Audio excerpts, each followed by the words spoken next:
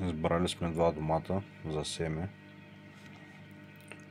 От тях тази година ще запазим. Дядо ми ги събира от много години, сега вече аз ги събирам. Биловско сърце, но през годините може да се е смесвало и с други сортове. Така че не мога да гарантирам, че е биловско сърце. Но са едри сърца, много родовит сорт. Също има много добър добив. Поне по 8 кг на корен.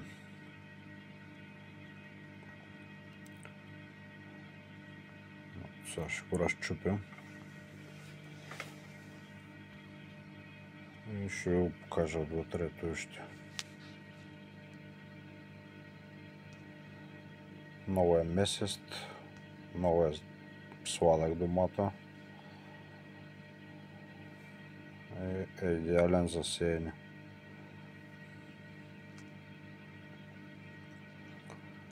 После ще разчупя другия да ви покажа.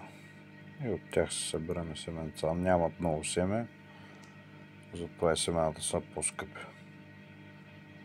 От един домат, не знам, излизат около 40 семена най-много.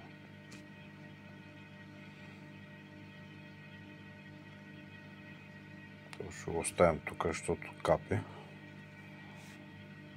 Ще изкараме от другия.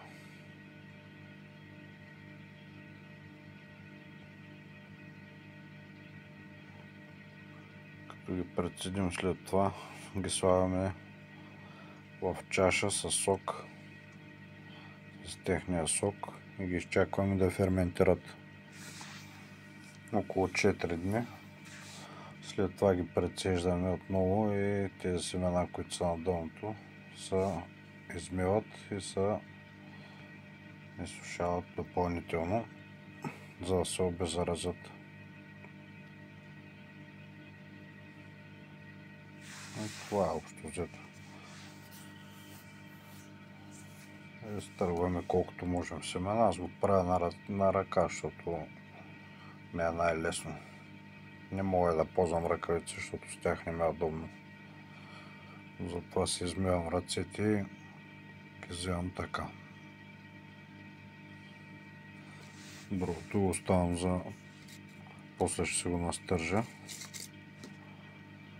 Аз ще си го направя на доматена супа. И продължаваме с другата половина. Тук има малко повече семена. Оцелили сме добри домати за редение.